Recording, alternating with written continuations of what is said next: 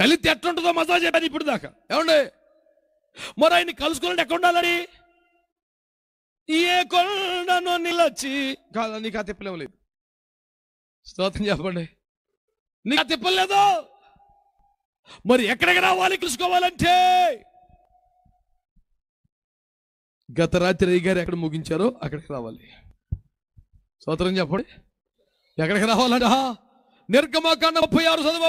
సాక్ష్యపు మందసము అది అక్కడికి రావాలి. అడ్డతెర ఎదుట అనగా శాసనముల మీద కరుణపీఠమున ఎదుట నీవు దానిని ఉంచవలను, అక్కడ నేను నిన్ను కలుసుకొందును. ఒకసారి ఆమేనండి, ఆమేనండి. నీవు ధూప వేదిక వద్దకు రావలెను, అక్కడ నిన్ను నేను కలుసుకొందును. ఆమేన్ చెప్పండి ఒకసారి. అందరూ చెప్పాలి గట్టిగా. భక్తులారా జాగ్రత్తగా ఈ మాట ఆలకించండి. ఒకే ఒక మాట. సాక్ష్యపు మందసం ఎదుట ఉన్నటువంటి ధూప వేదిక వద్దకు రండి, అక్కడ మిమ్మల్ని కలుసుకుంటాను. సింపుల్ సూత్రం. నేను మహామహిమలో ఆకాశ మహాకాశాల్లో ఉంటాను, మీరేమీ భూమి మీద ఉంటారు. మరి ఎట్ట కలుసుకుంటాం మనం? ఒక మీటింగ్ పాయింట్ పెట్టాను, అదేంటంటే ధూప వేదిక అనండి. అందుకే వచ్చారు అయ్యారు వైఎఫ్జేకి. పనులు పోటు చేసుకుని 100 కిలోమీటర్లు పెట్టారు. డబ్బులు పెట్టుకుని ఎందుకు వచ్చారు? 100 కార్లు వేసుకొని. దేవునికి స్తోత్రం చెప్పండి. ఆ ధూప వేదిక దగ్గరకు వస్తే ప్రభు అంటాడు, నేను మిమ్మల్ని కలుసుకుంటాను అంటాడా. ₹1 కోటి మాట చెప్తాను. దేవుడు కొత్తగా కలుసుకుంటాం ఏంటి? దేవుడు నాలోనే ఉన్నాడండి. నేను దేవుళ్ళనే ఉన్నానండి. ఎవడు పడితే చెప్తాడు కదా తాగేసి కూడా. నాకేం ఇంగ్లీష్ పెద్దగా రాదండి. ఒక ఇంగ్లీష్లో చెప్తున్నాడు, క్లౌడ్స్ నో గాడ్ అన్నాడు. పొరపాటు అయిపోయింది. అయ్యా నాకు అసలే ఇంగ్లీష్ రాదురా నాయన. ఇప్పుడు అందరూ ఇంగ్లీష్ మీడియం చదువుతున్నారు. నేను మండల పరిషత్, జిల్లా పరిషత్ అటు చదువుకున్నాను. అయ్యా నువ్వేందయ్యా? Where god, heavens and clouds no god. ఓరి బాబోయ్, ఏంది ఈ పరమగీతం? నాకు అర్థమవుతలేదు. అప్పుడు చెప్పాడు, గాడ్ ఈజ్ ఇన్ హార్ట్. అమ్మ బాబోయ్, నీకున్నంత థియాలజీ మాకు ఎక్కడా? 6 పచ్చి తాగుపోతాడు ఆడంటే గాడ్ ఇన్ హార్ట్ అన్నా. మరి దేశ ఆడబెట్టేవరా? పోసేసాడు అందులో ఆల్రెడీ. అసలు ఆ సరుకు మాట్లాడే మాటలయ్యి, ఆ సరుకు మాట్లాడుతుంది ఏమని? గాడ్ వేరు, గాడ్ హార్ట్. అంత ఇంగ్లీష్ నాకు రాదాయే.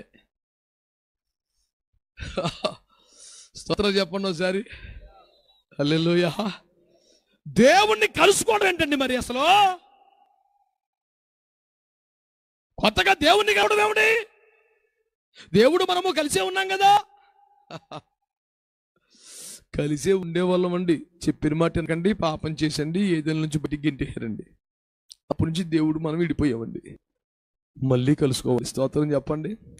మానవుని జీవితంలో పాపము ప్రవేశించడం ద్వారా దైవ మానవులు విడిపోయారు. దేవుడు మనిషి వేరైపోయారు. అందుకనే ఎక్కడున్నావయ్యా అని ఒకడు, ఎన్ని మెట్లు ఎక్కినా కనబడవే ఉంటాయని ఇంకొకడు, అసలు ఉన్నావా కళ్ళు మూసుకున్నావా అని ఇంకొకడు కోపడుతున్నారు. ఎందుకు కోపడుతున్నారు? కనబడుతున్నారు కాబట్టి. స్తోత్రం చెప్పండి. హల్లెలూయా. ఉన్నావా? మా ఇంటి ముందుకు వచ్చి ఊగుతున్నాడు ఒకడు. ఉన్నావా? ఉన్నాను రా. నువ్వు కాదా దేవుడు అన్నాడు. స్తోత్రం చెప్పు. ఎందుకంత బాధ వచ్చింది? ఎంత ట్రై చేసినా, ఎన్ని ఎక్కినా, ఎన్ని ఇచ్చినా ఏ సురక్తమే చేయం కనబడతలేదు. నేను చెప్తున్నాను, పాపము వలన దేవుడు మనిషి విడిపోయారు, దూరం అయిపోయారు. దేవునితో సంబంధం కోల్పోయింది పాపం వల్లనే. తిరిగి ఆ దేవునితో కనెక్షన్ కలవాలంటే ప్రభు అంటున్నాడు, నువ్వు ఎట్టకట్ట ఓపిక చేసుకుని కులాన్ని వదిలేసి, మతాన్ని వదిలేసి, పాపాన్ని వదిలేసి జాగ్రత్తగా ధూప వేదిక దాకా రాగలిగితే నేను నిన్ను కలుసుకుంటాను. నా మందిరం సమస్త జనులకు ప్రార్థనా మందిరం అనబడు. గట్టిగా స్తోత్రం చెప్పండి.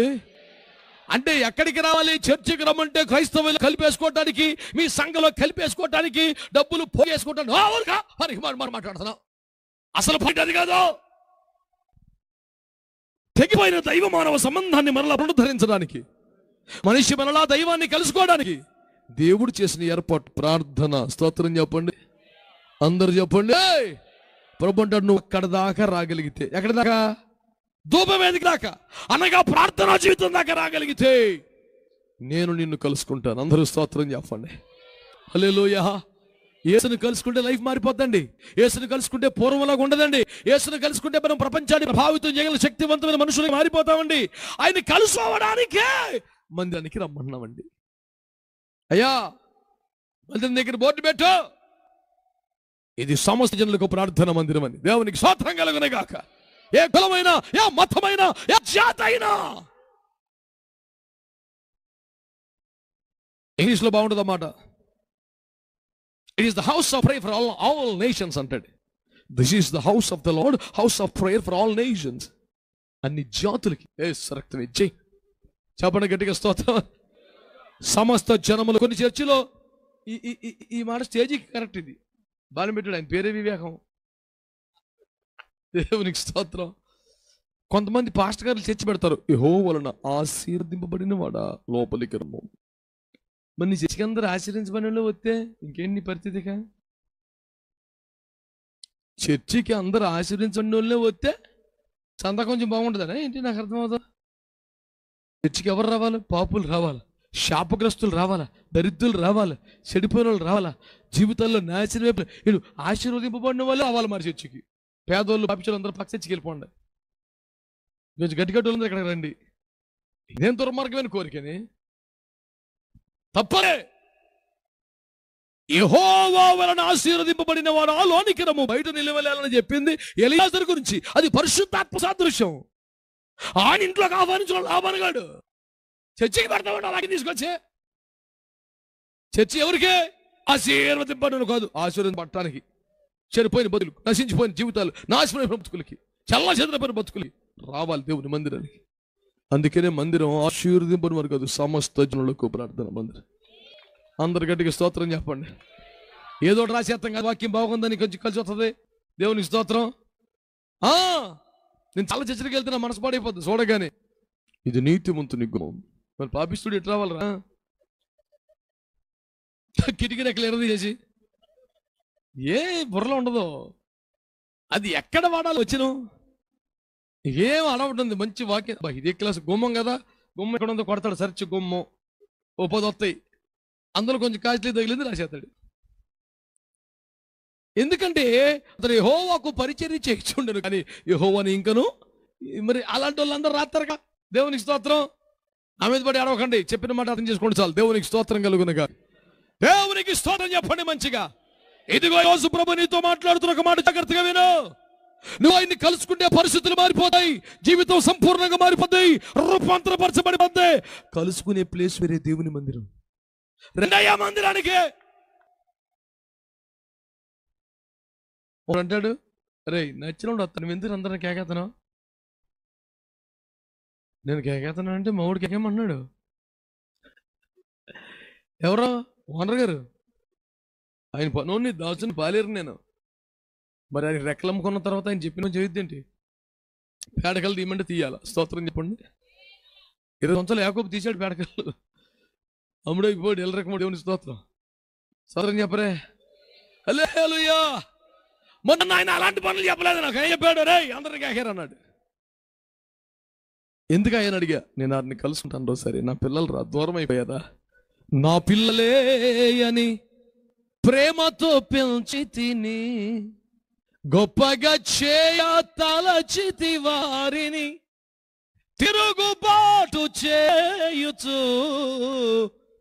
నన్ను వేధించిరి, నన్ను వేధించిరి. ఆకాశమా ఆలకించుమా, ఓ భూమి చెవియొగ్గుమా. చెప్పుకున్నాడు ప్రజలకు బాగా. ఆకాశం ఎవడు ఎంటలేదు నా బదుబాన్ని విను. నా పిల్లలని ప్రేమతో పెంచి పెద్ద చేశాను, గొప్పగా చేద్దాం అనుకున్నాను, వాళ్ళు ఎటో చెదిరిపోయారు. ఒకసారి కేకేరా అందరినీ. నేను భూమి మీద తిరిగేది, అన్ని ఊర్లు తిరిగేది ఆ పని మీదే. మీరు యేసయ్య మందిరానికి వెళ్ళండి అయ్యా, అక్కడ ఆయన కలుసుకుంటాడు మిమ్మల్ని. స్తోత్రం చెప్పండి గట్టిగా. హల్లెలూయా. మరి ఏ గుడికి వెళ్ళమంటారండి? పెద్ద గుడికా, చిన్న గుడికా, కొండ గుడికా? ఏమో రూల్స్ ఇక్కడ రాశాడు. మరి ఆ గుళ్ళు ఎట్టుండాలంట? ఆ గుడి ఎట్టుండాలంట? ధూపవేదిక ఉండాలంట. అందరూ చెప్పండి స్తోత్రం అని. ధూపవేదిక అంటే ఏమండోయ్, కొంచెం ముందు ఇంకొన్ని ఉంటాయండి. ఎంట్రన్స్ లో బలిపీఠం ఉంటుందండి. అనండి గట్టిగా, బలిపీఠం అంటే సమర్పణ అనండి. చెప్పాలండి. అంటే ఆ చర్చికి, ఆ సంఘానికి ఏముండాలి? ఎలాంటి అనుభవం ఉండాలి? చెప్పాలి. సమర్పణ జీవితం అనండి గట్టిగా. ఆ చర్చిలో సమర్పణ ముఖ్యము. సమర్పణ ఫస్ట్ పాయింట్ అవ్వాలి. పాస్టర్కి వెళ్ళే సమర్పణ కలకలకల్లాడిపోతుంది. పాస్టర్మ్మ టీవీలో చెప్తుంది, మొన్న కాబట్టి నాకు తెలియదు. మాట్లాడి తీసేయం మరుస్తుంది, మళ్ళీ తీసేయం మరుస్తుంది, తీసేయం మరుస్తుంది. ఎందుకు ఇన్ని సార్లు మరుస్తుంది అంటే ఇందుకు 4 ఉన్నాయి, దీనికి 4 ఉన్నాయి. కెమెరాలో పడద్దు. 8 ముసుగు బాగా ఎత్తలేదు. మెడ మీద కుక్క కొలిచంతలా ఉంది బంగారం, కనపడాలిగా. అలాంటి గొలుసు కుక్కకు మేమేసాం, సైతాన్ ఏమకేశాడు. పూర్తిగా సైతాన్ నడిపింపులో ఉంది గొలుసు వేసుకొని. ఈ లోకములో ప్రజలు కష్టపడి సంపాదించి తమ కష్టార్జితం చేత విలువైన బంగారము, వెండి, నగలు, ఆభరణాలు కొనుక్కుంటే, వేసుకుంటే మాకేమి ఇబ్బంది లేదండి. ఎవరిష్టం అదండి. మాట్లాడతాక మాకు హక్కులు లేవండి. కానీ నువ్వు పాస్టర్ గారు అంటున్నావు కదమ్మా, నువ్వు మళ్ళీ పైపేచ్చు ప్రభునందు ప్రియులారా అని ప్రసంగం చేస్తున్నావు. మధ్య మధ్యలో సేవకారా అంటున్నావు. నీకు అంత కూడా ఎక్కడదమ్మా? ఒక అమ్మగారు, ప్రభు నన్ను క్షమించును గాక, ఆమెను మారుమనసు దయచేయను గాక, టీవీలో వాక్యం చెప్తుంది. నాకు టీవీలో అమ్మ వైరయ్యే లేవండి మా కంపలో. ఓ పాస్ గారికి వెళ్తే మరి అదే పని మీద ఉంటాడు, ఎలాగనే నాకు టీవీ పెడతామని చెప్పేసి నాకు టీవీ పెట్టి వెళ్ళాడు. ఈ అమ్మ వాక్యం అవుతుంది. అందులో కాకినాడలో ఉన్న సరోజ, నీ మనసులో ఈ బాధ ఉంది, ప్రభు నాకు బయలుపరుస్తున్నాడు చెప్పింది. మీకు ప్రార్థన వస్తుందంటే నెంబర్కి ఫోన్ చేయమని, నెంబర్ అన్ని 7 అంకెలే కనపడుతున్నాయి. టప టప టప నొక్కేసి చేసింది. ఆ దేవతే తీసింది ఫోను. తీస్తే అమ్మ praise the lord, praise the lord చెప్పరి. అమ్మ మీరు హైదరాబాద్లో స్టూడియోలో కూర్చుండే కాకినాడలో సరోజల మనసులో బాధ మీకు కనపడిందా అని అడిగాను. అవునండి కనపడింది. ఇది మా గొప్పతనం కాదు, దేవుని కృపవరం, దాన్ని ప్రవచన వివేచన వరం అంటారు. దేవునికి స్తోత్రం. మంచిదే, నేను నమ్ముతున్నాను. 100% కరెక్టే. కాకినాడలో సరోజ మనసులో బాధ కనపడింది. కానీ ఆది కాండం నుంచి ప్రాణం దాకా నగలు తీసేయమన్న వాక్యం కనపడతలేదమ్మా. ఫోన్ చెప్పి పెట్టి, హలో